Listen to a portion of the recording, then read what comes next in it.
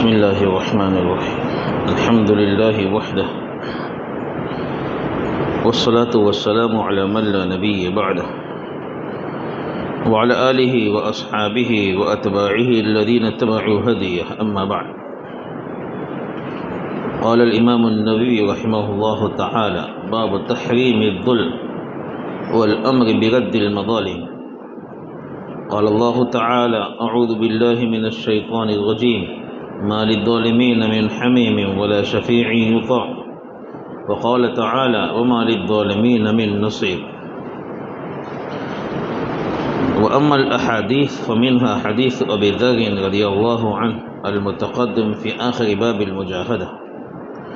وعن جابر رضي الله عنه أن رسول الله صلى الله عليه وسلم قال: اتقوا الظلم فإن الظلم ظلمات يوم القيامة، واتقوا الشح فإن الشح أهلك من كان قبلكم، حملهم على أن سفكوا دماءهم واستحلوا محارمهم. رواه مسلم.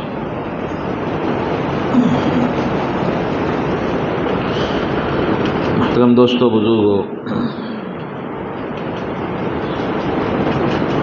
اسلامی شریعت کا ہر حکم عدل اور انصاف پر مبنی ہے۔ اسلام میں کوئی بھی حکم اٹھا کر دیکھ لیجئے، اس کی بنیاد انصاف پر ہے، ظلم پر نہیں۔ کسی بھی حکم میں کسی کو انگلی رکھنے کی جگہ نہیں۔ جہاں اسلام کا ہر حکم انصاف پر مبنی ہے، وہیں پر اسلام انصاف کا حکم بھی دیتا ہے، انصاف کرنے کا حکم بھی دیتا ہے۔ اس کا ہر حکم، ہر عمل انصاف پر ہے، اور وہ لوگوں کو بھی انصاف کا حکم دیتا ہے اور ظلم سے روکتا ہے۔ اللہ قرآن کریم میں فرماتے ہیں: قل امر ربی بالقسط۔ اے نبی فرما دیجئے کہ میرے رب نے تو انصاف کا حکم دیا ہے۔ اللہ نے کس کا حکم دیا ہے؟ انصاف کرنے کا۔ ان اللہ یأمر بالعدل۔ ہر جمعہ کو خطبے میں یہ آیت پڑھی جاتی ہے، بے شک اللہ انصاف کا حکم دیتا ہے۔ تو ہر عمل اسلام کا انصاف پر ہے، اور اسلام آپس میں حکم دیتا ہے کہ انصاف کے ساتھ کام کرو۔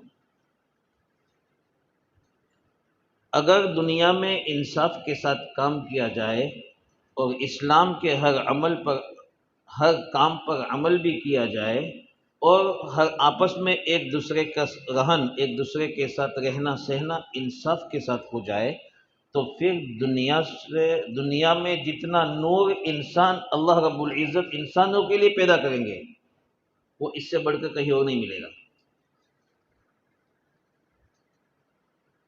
انصاف بہت بڑی چیز ہے۔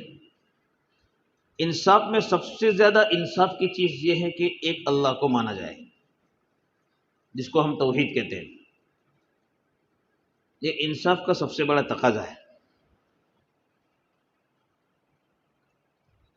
ظاہر بات ہے کہ جس ذات نے ہم کو بنایا ہے، جو ہماری روزی کا مالک ہے، جس نے ہماری روزی کی ذمہ داری لی ہے، جو ہمارے لیے طرح طرح کے اناج اور پھل فروٹ اگاتا ہے، اس ذات کو پوجنے کے بجائے، اس ذات کی عبادت کرنے کے بجائے، اگر ہم دوسرے لوگوں کی، دوسری مخلوق کی عبادت کرتے ہیں، ان کے سامنے اپنا سر جھکاتے ہیں، ان کے لیے اپنی منتیں مانتے ہیں، تو اس سے زیادہ بڑا اور ظلم کیا ہوگا؟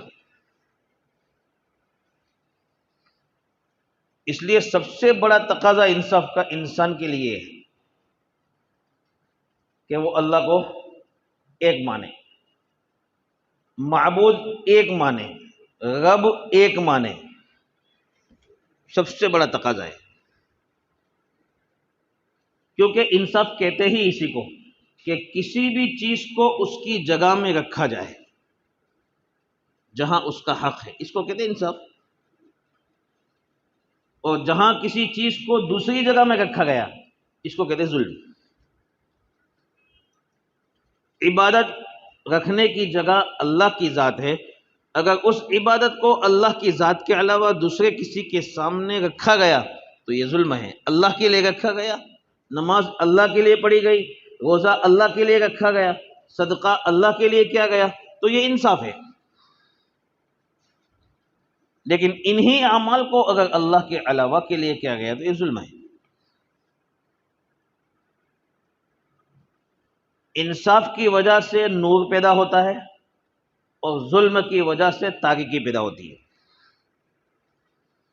حدیث میں آتا ہے میرے نبی محمد صلی اللہ علیہ وسلم نے ارشاد فرمایا، اللہ رب العزت نے انسان کو تو تاریکی میں بنایا ہے۔ ترمذی شریف کی حدیث ہے۔ کس میں بنایا؟ تاریکی میں، اندھیرے میں بنایا ہے۔ انسان کہاں بنایا جاتا ہے؟ ماں کے پیٹ میں۔ تو انسان کو اللہ نے اندھیرے میں بنایا ہے، لیکن پھر اللہ رب العزت نے اس کو نور دینے کے لیے آسمان سے کتاب نازل کی ہے جس کو قرآن کریم کہتے ہیں۔ دنیا میں آنے کے بعد ضروری ہے کہ انسان اپنے اندر نور پیدا کرے تاکہ وہ اس دنیا سے نورانی بن کے جاوے، اور آخرت میں یعنی مرنے کے بعد کی جو بھی عالم ہے، چاہے وہ قبر کا عالم ہو، چاہے وہ قیامت کے دن کا عالم ہو، ان تمام عالم میں اس کے ساتھ نور باقی رہے۔ اس کے لیے ضروری ہے کہ وہ پیدا ہونے کے بعد اپنی زندگی میں نور پیدا کرے، اور یہ نور آئے گا انصاف سے، عدل سے۔ اسی لیے مسلمانوں کو حکم کیا گیا کہ بچہ چونکہ اندھیرے میں پیدا ہوا ہے، اندھیرے میں بنا ہے، جب یہاں دنیا میں آئے گا تو سب سے پہلے اس کے اندر ایمان کا نور پیدا کرنے کے لیے اس کے کان میں اذان اور اقامت کہی جائے، اللہ اکبر کے نعرے لگائے جاوے، اللہ کے ایک ہونے کی گواہی اس کے کان میں سنائی جاوے، رسول اللہ صلی اللہ علیہ وسلم کے نبی اور رسول ہونے کی گواہی اس کے کان میں سنائی جائے، ایمان اور نماز کا نور اس کے سامنے اس کے کان میں بیان کیا جائے، کیونکہ وہ اندھیرے سے نکل کر آیا ہے، اس میں نور پیدا کرنا ہے۔ تو دنیا میں آنے کے بعد ہر انسان نور کا محتاج ہے، وہ نور قرآن میں ہے۔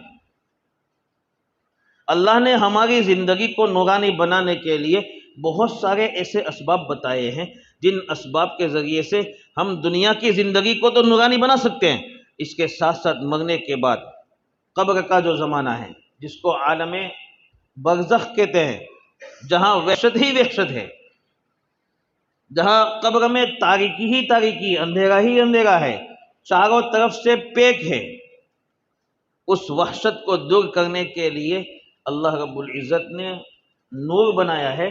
وہ نور حاصل ہوگا انصاف کی بنیاد پر۔ مرنے کے بعد جب دوبارہ قبر سے ہم اٹھائے جائیں گے قیامت کے دن حساب کتاب کے لیے، تو قرآن کریم نے ہر ایک کا واقعہ بیان کیا ہے، مومنوں کا نقشہ بھی کھینچا ہے، منافقین کا نقشہ بھی کھینچا ہے، کافروں کا نقشہ بھی کھینچا ہے، سب کا نقشہ کھینچا ہے، قیامت کے دن وہ کس کس حالت میں ہوں گے۔ جن مسلمانوں نے دنیا میں رہ کر نور کے اسباب اختیار کیے ہوں گے کہ توحید ان کی زندگی میں، اخلاص ان کی زندگی میں، ایمان اور اعمال نماز جیسے اعمال ان کی زندگی میں ہوں گے، انصاف کے کام، بر الوالدین، والدین کے ساتھ حسن سلوک کرنا، پڑوسی کے ساتھ اچھا سلوک کرنا،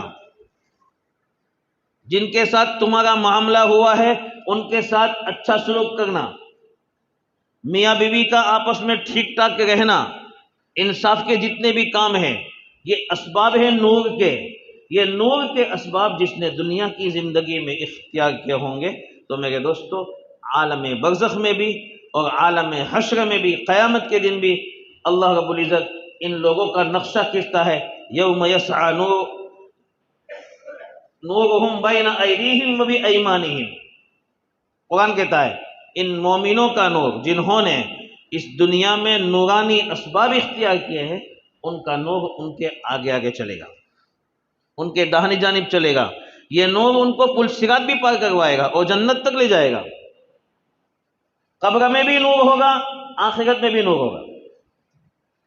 مسلمانوں کا نقشہ اس طرح کھینچا ہے، لیکن کافروں کے بارے میں قرآن کہتا ہے ان کی آنکھیں اندھی ہو جائے گی، کوئی نور نہیں، تاریکیاں تاریکیاں، تاریکی ہی تاریکی ان کے لیے۔ منافقوں کے بارے میں اللہ کہتا ہے کہ منافق مومنوں سے کہیں گے اے مومنوں، مسلمانوں، ہم تمہارے ساتھ دنیا میں رہتے تھے، تمہارے پاس جو نور ہے وہ نور ہمیں بھی دینا، اس سے فائدہ اٹھانے ہم کو بھی دینا، لیکن وہ بجھ جائے گا، ان کے لیے کوئی نور نہیں ہے، کیونکہ دنیا میں رہ کر نورانی کام نہیں کیے، انصاف کا کام نہیں کیا، ظلم کیا ہے۔ اس لیے دنیا میں جو نور کے اسباب ہے وہ سب سے بڑا سبب انصاف ہے، اس کے ساتھ زندگی گزاری ہوگی تو عالم برزخ میں بھی میرے دوستو نور ہوگا، آخرت میں بھی نور ہوگا۔ اور یہاں انصاف سے کام نہیں لیا بلکہ ظلم سے کام لیا، ہر چیز کو اس کی جگہ چھوڑ کر دوسری جگہ رکھا، تو اس شکل میں تاریکی تاریکی، اندھیرا ہی اندھیرا ہے۔ اسی کو کہتے ہیں ظلم، ظلم اسی کو کہتے ہیں۔ ظلم وجود کے اعتبار سے دو قسم کا ہے۔ کبھی آدمی ظلم کرتا ہے اپنے نفس پر، اپنے نفس پر ظلم کرتا ہے۔ ہم سوچ سکتے ہیں کہ بھائی اپنے نفس پر انسان کیسے ظلم کرتا ہے، لیکن کرتا ہے وہ اس طور پر نفس پر ظلم کرتا ہے کہ اس کے ذمے لازم تھا کہ وہ اللہ کے عذاب سے اپنی ذات کو بچائے، لیکن اس نے اللہ کے عذاب سے اپنی ذات کو نہیں بچایا، کیونکہ اس نے توحید کو چھوڑا، شرک کیا، اس نے اللہ کی نافرمانی کی، اپنی ذات پر ظلم کیا، اپنی ذات کو جہنم میں دھکیلنے کا سبب اختیار کیا۔ یہ پہلی قسم کا ظلم ہے کہ انسان اپنی ذات کو اللہ کے عذاب سے نہ بچا سکے اور اللہ کی نافرمانی میں مبتلا ہو جائے، چاہے وہ بڑی نافرمانی ہو جس کو ہم شرک کہتے ہیں، چاہے اس سے نیچے کی نافرمانی ہو جس کو اللہ کی گناہ کہتے ہیں، معاصی کہتے ہیں، اللہ کی نافرمانیاں۔ یہ پہلی قسم کا ظلم ہے، اپنی ذات پر ظلم۔ دوسری قسم کا ظلم یہ ہے کہ دوسروں پر ظلم کرنا۔ ایک مسلمان بھائی کو دوسرے مسلمان بھائی کے بارے میں کیا حق ہے وہ اللہ نے ہم کو بتائے ہیں، ان حقوق کو ادا کرنے کے بجائے ہم ان پر ظلم کریں۔ کسی کی زمین لے لی، کسی کا پیسہ ہڑپ لیا، کسی کی عزت اچھال دی، کسی کو گالی گلوچ کر دی، کسی کو بے قصور تھپڑ مار دیا، مختلف قسم ہے ظلم کی۔ ظلم کی صرف یہ قسم نہیں ہے کہ کسی کا مال لے لیا، یہی صرف ظلم کی قسم نہیں ہے، ظلم کی مختلف قسم ہے۔ کسی دوسرے کے مال پر اعتدا کرنا، حد سے تجاوزی کرنا، لیا نہیں، مال لیا نہیں لیکن حد سے بڑھ جانا اس پر، یہ بھی ظلم ہے۔ اس سے پہلے میں نے ایک حدیث سنائی تھی، بخاری شریف کی روایت ہے، مطل الغنی ظلم، کہ کسی کے پاس پیسہ ہو پھر بھی وہ ٹال مٹول کرے، وہ سامنے والے کو نہ دے، اس کا حق ہے اس کو نہ دے، یہ ظلم ہے، یہ ظلم ہے۔ حالانکہ مال اس کا ہے لیکن سامنے والے سے کوئی چیز لی تھی، اس کے بدلے میں اس کو دینا ہے، ہونے کے باوجود ٹال مٹول کرتا ہے، وعدے پہ نہیں دیتا ہے۔ تو ظلم کی مختلف قسمیں، دوسروں پر ظلم کرنے کی، وہ ساری قسمیں اس میں آ گئی۔ تو ظلم کی جو دوسری قسم ہے کہ انسان اپنی ذات پر ظلم نہ کرے بلکہ دوسروں پر ظلم کرے، یہ خطرناک ہے۔ اس لیے کہ اللہ رب العزت نے انجام کے اعتبار سے ظلم کے 3 طریقے بتائے ہیں، انجام کے اعتبار سے، کہ ظلم کا انجام 3 طریقوں سے ہو سکتا ہے۔ نمبر 1، اللہ رب العزت ظلم کو معاف ہی نہ کرے، وہ ظلم ہے شرک والا ظلم۔ قرآن میں اللہ فرماتے ہیں ان اللہ لا یغفر ان یشرک بہ ویغفر ما دون ذلک لمن یشاء، اللہ شرک کو معاف نہیں کرے گا، یعنی کوئی آدمی اگر اس دنیا میں رہ کر شرک کرتا ہے، دوسروں کے سامنے اپنا سر جھکاتا ہے، یہ ظلم ہے۔ اس ظلم کو اللہ رب العزت معاف نہیں کرے گا اگر وہ اسی ظلم کے ساتھ دنیا سے گیا ہے۔ توبہ کر کے گیا ہے تو معاف ہو جائے گا۔ ایک کافر کفر سے اسلام میں داخل ہوتا ہے تو اس کا سب گناہ معاف ہو جاتا ہے، لیکن ایک آدمی شرک کر کے کفر کر کے اس دنیا سے اسی حالت میں گیا ہے بغیر توبہ کے، تو اس کا شرک اللہ فرماتے معاف نہیں ہوگا۔ تو نتیجے کے اعتبار سے ظلم کی پہلی قسم یہ ہے کہ اس کا نتیجہ اتنا خطرناک ہے کہ اس کو اللہ کی نگاہ میں کوئی معافی نہیں۔ دوسری قسم کا ظلم وہ ہے کہ جس کو اللہ چاہے گا تو معاف کر دے گا، اللہ نہیں چاہے گا تو نہیں معاف کرے گا۔ وہ ظلم ہے معاصی، اللہ کی نافرمانیاں، یعنی اللہ کے جو حقوق ہے وہ اگر انسان نے ادا نہیں کیے، مثلا نماز نہیں پڑھی، روزہ نہیں رکھا، زکوٰۃ نہیں دی، یہ بھی ظلم ہے، اللہ کی نافرمانی کی ہے۔ تو یہ ظلم ایسا ظلم ہے کہ اللہ چاہے گا تو معاف کر دے گا، اللہ نہیں چاہے گا تو نہیں معاف کرے گا، اس کی مشیت پر ہے، اس کی چاہت پر ہے۔ اور ظلم کی ایک نتیجے کے اعتبار سے تیسری قسم وہ ہے کہ جس میں اللہ رب العزت اس کو چھوڑے گا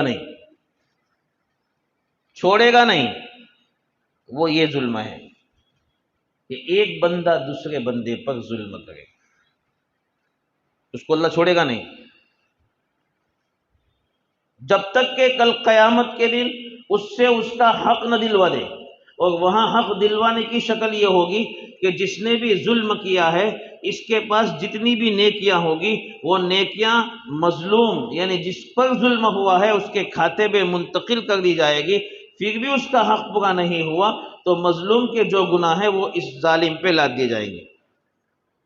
وہاں کی کرنسی پیسہ روپیہ نہیں ہے، وہاں کی کرنسی نیکیاں ہیں۔ انجام کے اعتبار سے یہ ظلم کی بہت خطرناک قسم ہے کہ اللہ اس کو معاف نہیں کرے گا۔ کسی بھی قسم کا ظلم ہو، بندے پر دوسرے بندے پر ظلم کی یہ قسم بہت خطرناک ہے۔ اس لیے میرے نبی محمد صلی اللہ علیہ وسلم نے ہماری رہنمائی فرمائی ہے اس بات کی طرف کہ ظلم کی جو یہ قسم ہے اس کو یہیں دنیا میں حلال کر کے جاؤ، یعنی معاف کروا کے جاؤ۔ اور اس کی معافی کی شکل کیا ہے؟ جیسا ظلم ہوگا اس کے مطابق اس کی معافی کی شکل ہے۔ مثلا کسی آدمی نے اگر دوسرے آدمی کی زمین دبائی ہے تو اس کی معافی کی شکل یہ ہے کہ وہ زمین اس کو ویسی کی ویسی واپس لوٹا دے۔ کسی نے اگر کسی کی گاڑی لوٹی ہے تو اس کی معافی کی شکل یہ ہے کہ وہ گاڑی اس کو ویسی کی ویسی واپس لوٹا دے، یہ اس کی شکل ہے۔ اگر کسی نے کسی کی گاڑی لوٹی ہے اور وہ لوٹی ہوئی گاڑی برباد ہو گئی، اس کا ایکسیڈنٹ ہو گیا، وہ ختم ہو گئی، تو اب اس کی ہم مثل چیز یعنی اس کا ہم وہ گاڑی ایسی ملتی ہے دوسری تو اس کو وہ خرید کر لوٹانا ضروری، یہ معافی کی شکل ہے۔ اگر کوئی چیز ایسی لوٹی ہے کہ جو ختم ہونے کے بعد اس کی نظیر نہیں ہے، اس کے مثل نہیں ہے، وہ ہمیں ایسی چیز نہیں ملتی ہے، تو اس شکل میں جو چیز لوٹی تھی اس کی قیمت لگائی جائے گی کہ جس وقت لوٹی تھی، جس کنڈیشن میں تھی، اس کنڈیشن میں اس کی قیمت کیا تھی، اس کی قیمت ادا کی جائے گی۔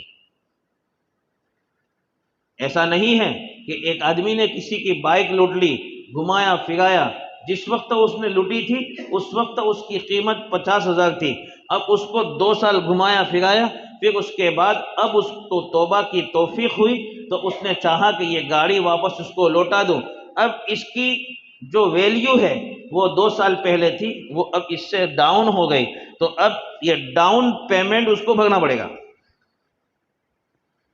ایسا نہیں کہ میں گاڑی لوٹا دیتا ہوں معافی کی شکل ہے، جس دن لوٹی تھی اس دن کی کنڈیشن کیا تھی وہ دیکھا جائے گا، یہ معافی کی شکل ہے۔ اس سے جتنا فائدہ اٹھایا 2 سال میں اس کی جتنی کنڈیشن خراب ہوئی اس کے حساب سے اس کی بھرپائی اس کو کرنی پڑے گی۔ ایک آدمی نے کسی کا کھیت لوٹ لیا جس میں درخت بھی تھے، جس میں کھیتی بھی تھی، درخت تھے، سارے درخت کاٹ کوٹ کے بیچ دیے، پھر وہ زمین لوٹا رہا ہے کہ معافی ہو گئی۔ معافی اس سے نہیں ہوتی ہے، جس شکل میں اس نے دی تھی اس شکل میں وہ زمین دینا پڑے گا۔ اب زمین دی ہے، اس کے درخت کاٹ چکا ہے تو اب اگنے میں کئی سال لگتے ہیں، تو اس کی شکل یہ بنائی جا سکتی ہے کہ جو درخت اگے ہوئے تھے وہ اگے ہوئے درخت کی قیمت اس وقت تک کیا تھی، وہ قیمت کے ساتھ زمین لوٹائی جائے گی۔ یہ معافی کی شکل ہے۔ یہ ان چیزوں کی معافی ہے جن کی ذات جو ہمیں دکھتی ہے۔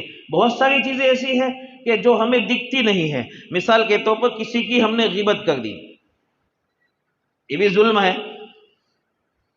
اس کی بھی معافی کی شکل ہے کہ جس نے غیبت کی ہے وہ سامنے والے آدمی جس کی غیبت کی گئی ہے اس کے پاس جا کر صاف بات کہہ دے، ہم نے تمہاری غیبت کی ہے، ہم تم سے معافی مانگنا چاہتے ہیں، آپ ہمیں معاف کر دیجیے۔ یہ معافی کی، اس ظلم کی معافی کی شکل یہ ہے۔ الغرض معافی کی اللہ نے شکل نکالی ہے، چاہے کیسا ہی ظلم ہو اس کی معافی کی شکل اللہ نے بیان کی ہے، اس لیے کہ اللہ یہ چاہتا ہے کہ دنیا سے انسان پاک صاف ہو کر نورانی بن کے جاوے۔ اس لیے کتنا ہی خطرناک ظلم کسی نے کیا ہو لیکن اس کی معافی کی شکل اللہ نے بتائی ہے۔ اللہ چاہتا ہے انصاف کے ساتھ دنیا سے لوگ جاوے، اس لیے کوئی ایسا حکم اللہ نے بیان نہیں کیا، ہم پر نہیں تھوپا کہ جس سے نکلنے کا کوئی راستہ نہ ہو۔ ہر گناہ سے نکلنے کا راستہ ہے، وہ شکل جو بتائی اس کو اختیار کرنا پڑے گا۔ الغرض جو بھی ظالم، جس نے بھی کچھ بھی ظلم کیا ہو، وہ اس دنیا سے اس طرح جائے کہ اللہ اس سے راضی ہو جاوے۔ اس کے مرنے کے بعد کی دونوں زندگی، یعنی مرنے کے بعد کا عالم برزخ، اس کے بعد عالم آخرت، یہ دونوں عالم کی زندگی نورانی بن جاوے، اس کو کوشش کرنی چاہیے۔ اس لیے کہ قرآن کریم میں اللہ رب العزت نے ظالموں کی بہت سخت وعید ارشاد فرمائی ہے۔ اللہ قرآن میں فرماتا ہے وَمَا لِلظَّالِمِينَ مِنْ حَمِيمٍ وَلَا شَفِيعٍ يُطَاعُ۔ ظالموں کا کل قیامت کے دن کوئی قریبی بھی مددگار نہیں ہوگا، کوئی قریبی بھی اس کو نفع نہیں پہنچائے گا، اور کوئی سفارش کرنے والا بھی ایسا نہیں ہوگا جس کی سفارش قبول کی جائے۔ ظالموں کا ظلم اتنا خطرناک ہوگا کہ ان کا کوئی بھی کام نہیں آئے گا، وہاں کوئی بھی کام نہیں آئے گا۔ اس کو اگر سمجھنا ہے تو ایسے سمجھو کہ دنیا میں اگر کوئی انسان بیمار ہو جاتا ہے، وہ محتاج بن جاتا ہے، اس وقت اگر اس کو تسلی دینے والا، اس بیماری میں اس کو ساتھ نہ دینے والا، ساتھ دینے والا کوئی بھی آدمی نہ ہو تو اس آدمی کی کیا حالت بن جاتی ہے؟ اس کا ساتھ دینے والا کوئی ہے ہی نہیں دنیا میں، وہ آدمی کتنا ڈپریشن میں مبتلا ہو جاتا ہے کہ ہمارا ساتھ دینے والا کوئی نہیں، بیماری میں کام آنے والا کوئی نہیں۔ آدمی ہم دیکھتے ہیں اپنے یہاں کہ بھائی بڑی عمر میں کسی کی بیوی کا انتقال ہو گیا تو وہ دوسری شادی کے چکر میں کہتا ہے، کیوں بھائی، کیا ضرورت؟ اب اس کو زیادہ ضرورت اس بات کی ہے کہ اب آخری مرحلے میں اس کو ساتھ دینے والا کوئی ہونا چاہیے، اور ساتھ دے سکتا ہے وہ بیوی ہے، اس لیے اس کو ضرورت پڑتی ہے، وہ یہ سمجھتا ہے اس کی ضرورت کا اس کو احساس ہے، ہونا چاہیے یہ چیز۔ تو انسان اکیلا بہت زیادہ ٹینشن میں آ جاتا ہے۔ قیامت کا دن ہوگا، ہمارا محلہ تو چھوٹا ہے، قیامت کا دن ہوگا، آدم علیہ السلام سے لے کر قیامت تک آنے والے انسانوں کی بھیڑ جمع ہوگی، اور ایسی بھیڑ میں وہ آدمی جس نے دنیا میں ظلم کیا ہے، اس ظلم کرنے والے آدمی کا کوئی ایک آدمی بھی نہیں ہے، اس کی ہیلپ کرنے والا، مدد کرنے والا کوئی آدمی نہیں ہے، تو وہاں وہ کیسا فیل کرے گا اپنے آپ کو؟ اس کو کیسا احساس ہوگا؟ کیا احساس ہوگا؟ دنیا میں جب اتنا سا سماج ہے، 15,000 کا سماج ہے، اس میں سے کوئی آدمی نہیں ہے تو وہ ٹینشن میں آ گیا تھا، تو وہاں تو اتنے لوگ موجود ہیں، ہم گن نہیں سکتے، اتنے لوگ موجود ہیں، اور وہاں کوئی ایک آدمی بھی اس کی مدد کرنے کے لیے، سفارش کرنے کے لیے تیار نہیں ہے۔ قرآن کہتا ہے ما للظالمین من حمیم ولا شفیع یطاع، کوئی نہیں ہوگا وہاں، کوئی قریبی رشتہ دار بھی نہیں ہوگا جو اس کو فائدہ پہنچا سکے، کوئی سفارش کرنے والا جس کی سفارش قبول کی جائے۔ انسان دنیا میں ایسے آدمی کو اپنے کام بنانے کے لیے تلاش کرتا ہے جس کی بات صاحب مانتے ہیں، برابر نا بھائی کلیکٹر صاحب کے پاس کچھ کام ہے تو وہ کیسے آدمی کو تلاش کرتا ہے؟ ہمارے جیسے نہیں، ایسے آدمی کو تلاش کرتا ہے جس آدمی کی وہاں چلتی ہے، وہاں صاحب اس کی بات مانتے ہیں، ایسے آدمی کو سفارش کے لیے، کام بنانے کے لیے تلاش کرتا ہے۔ اللہ قرآن میں بہت اچھی بات بتاتا ہے، ولا شفیع یطاع، ایسا کوئی سفارش کرنے والا جس کی وہاں چلے، ایسا کوئی سفارش کرنے والا نہیں ہوگا ظالم آدمی کے لیے۔ وَمَا لِلظَّالِمِينَ مِن نَصِيرٍ، دوسری آیت میں قرآن فرماتے ہیں کوئی بھی مدد کرنے والا، اجنبی، پرایا، قریبی، رشتہ دار، بھائی بہن، کوئی بھی اس کا مدد کرنے والا نہیں ہوگا قیامت کے لیے۔ اتنا خطرناک گناہ ہے، اور سب سے زیادہ محتاج وہ وہاں اس لیے ہوگا کہ ظلم اتنا خطرناک گناہ ہے۔ نبی کریم صلی اللہ علیہ وسلم ارشاد فرماتے ہیں، جابر فرماتے ہیں الظلم ظلم، اتقوا الظلم فإن الظلم ظلمات یوم القیامہ، ظلم سے بچو، اس لیے کہ ظلم کل قیامت کے دن مختلف اندھیریوں کی شکل میں ہوگا۔ جس آدمی نے دنیا میں اپنے دل میں نور پیدا نہیں کیا، انصاف والے اعمال اختیار کر کے نور پیدا نہیں کیا، اس کو کہاں سے وہاں نور ملے گا؟ نور کی لذت تو وہ مومن حاصل کرے گا جس ایمان والے نے دنیا میں رہ کر نورانی اعمال کیے ہوں گے، اپنی تکلیفوں سے دوسروں کو بچایا ہوگا، اس کو وہاں نور ملے گا، اس کا دل منور ہوگا، ایمان سے منور، نیک عمل سے منور ہوگا، اس آدمی کو وہاں نور ملے گا۔ اس آدمی کو کہاں سے نور نصیب ہو جاوے؟ جس نے دنیا میں رہ کر ظلم پہ ظلم کیے ہیں، لوگوں کے حق دبائے ہیں، لوگوں کو گالیاں دی ہیں، لوگوں کے حق دبائے ہیں، اور اپنے دل کو کالا کر دیا ہے۔ اس لیے کہ انسان جب ظلم کرنے پر آ جاتا ہے تو اس کے بہت سارے نقصان تو دنیا میں ہوتے ہیں، دل سیاہ پڑ جاتا ہے، چہرہ سیاہ پڑ جاتا ہے، اس کے ساتھ ساتھ پھر اس کے بدن میں کمزوری آنا شروع ہو جاتی ہے۔ تیسرے نمبر پر یہ اس کی قبر میں اس کو وحشت ہوتی ہے، آخرت میں اس کے سامنے تاریکیاں ہوتی ہے، مختلف قسم کی اس طرح کی سزائیں اس کو مبتلا کر دیتی ہے، اللہ ان سزاؤں میں اس کو مبتلا کر دیتے ہیں۔ اس ظالم آدمی وہاں زیادہ محتاج ہوگا مدد کا، کیونکہ یہاں دنیا میں وہ تاریکیوں میں پڑا ہوا تھا، اس کا دل تاریک تھا، اندھیرے میں تھا، تو کل قیامت کے دن اس کے سامنے اور زیادہ تاریکی آئے گی۔ اللہ کے رسول صلی اللہ علیہ وسلم فرماتے ہیں اتقوا الظلم، ظلم سے بچو، ظلم سے بچو، اپنے اور ظلم کے درمیان میں ایک بہت پیک پردہ بنا دو تاکہ تم ظلم سے قریب بھی نہ ہو سکو۔ اس کو کہتے ہیں تقوی، وقایہ، ظلم سے بچنے کے لیے بیچ میں آڑ لگا دو کہ ظلم کے قریب بھی نہ ہو سکو، اس لیے کہ ظلم ظلمات یوم القیامہ، کل قیامت کے دن وہ اندھیریوں کی شکل میں ہوگا، جہاں ہم نور کے بہت محتاج ہوں گے وہاں وہ اندھیریوں کی شکل میں ہوگا، اس لیے اس کی نگاہوں کے سامنے اندھیرا ہی ہوگا، وہ اللہ رب العزت کے دیدار سے بھی محروم ہوگا، اپنا راستہ تو نہیں اس کو پتہ چلے گا مجھے کہاں جانا ہے، لیکن اس کے ساتھ ساتھ وہ اللہ کے دیدار سے بھی محروم ہوگا۔ آگے حضور صلی اللہ علیہ وسلم فرماتے واتقوا الشح فإن الشح أهلك من كان قبلكم وحملهم على أن سفكوا دماءهم واستحلوا محارمهم۔ ظلم کے ساتھ ساتھ ایک اور بہت بری چیز ہے، برا عمل ہے شح، اس سے بھی بچو۔ شح کہتے ہیں اصل بخل کو، کنجوسی کو، لیکن کنجوسی، بخل اور شح ان دونوں میں فرق ہے۔ شح بخل انسان کرتا ہے جب بخل کا اعلیٰ درجہ، اونچا درجہ اس میں ہوتا ہے، کنجوسی کا اونچا درجہ کہ حرص کی بنیاد پر وہ بخل کرتا ہے، اپنے مال میں بھی بخل کرتا ہے اور دوسروں کا جو مال ہے اس میں بھی وہ بخل کرتا ہے، اپنا مال تو دوسروں کو نہیں دیتا، دوسروں کا مال جو ہے اس کو بھی دوسروں کو نہیں دیتا ہے جو اس کے پاس موجود ہے، اس کو کہتے ہیں شح، یعنی یہ بھی ایک ظلم ہے۔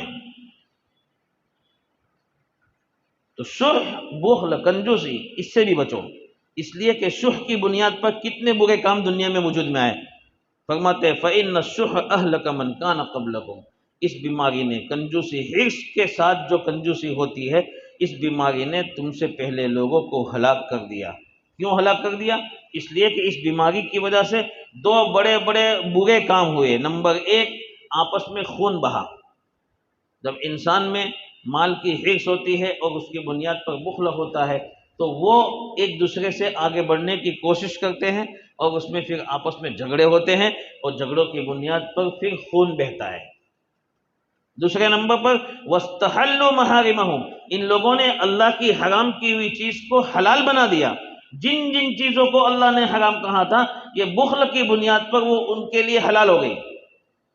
گالی دینا حرام تھا، مال کی بنیاد پر انہوں نے اس گالی دینے کو شروع کر دیا اپنی زندگی میں۔ دوسرے کی عزت اچھالنا حرام تھا، دوسروں کی عزت اچھالنا شروع کر دیا، جو چیزیں، بلکہ اس مال کی بنیاد پر، بخل والے مال کی بنیاد پر ہم دیکھتے ہیں نا، جگا کھیلنے والے اپنی بیویوں کو بیچ دیتے ہیں، ہے اپنے یہاں بھی ہے، بیویوں کو بیچ دیتے ہیں اور بیویوں کا سٹا لگا دیتے ہیں، داؤ پہ لگا دیتے ہیں۔ جب ان کا گھر بک جاتا ہے، سب کچھ بک جاتا ہے، پیسے بک جاتے ہیں جگار کی بنیاد پر، تو آخر میں پھر اپنی بیوی کا سودا کر لیتے ہیں۔ ایسا بھی ہوتا ہے۔ یہ ہے حرام کی ہوئی چیز کو حلال سمجھ لیا، یہ لوگ حلال کر دیتے ہیں اسی بنیاد پر کہ مال کی محبت ہے۔ اس لیے میرے نبی محمد صلی اللہ علیہ وسلم فرماتے ہیں اس سے بھی بچو۔ اس لیے میرے دوستو، ہمیں چاہیے کہ ہم اپنی زندگی کو نورانی بنائیں، انصاف اختیار کریں، اور انصاف ہر چیز میں، اللہ کے حقوق میں بھی انصاف، بندوں کے حقوق میں بھی انصاف۔ اسلام کا ہر حکم جو انصاف پر مبنی ہے، ان سارے حکموں پر ہم چلنے کی کوشش کریں تو اس کی بنیاد پر زندگی نورانی بنے گی، قبر کی زندگی نورانی بنے گی، آخرت کی زندگی میں ہم جہاں نور کے سب سے زیادہ محتاج ہیں وہاں اللہ ہمارے سامنے، ہماری داہنی جانب، دائیں پیچھے، اللہ رب العزت نور کو آگے آگے کر دے گا، جس کی بنیاد پر ہم جنت میں داخل ہوں گے، کریں گے انشاءاللہ۔ اللہ عمل کی توفیق عطا فرمائے۔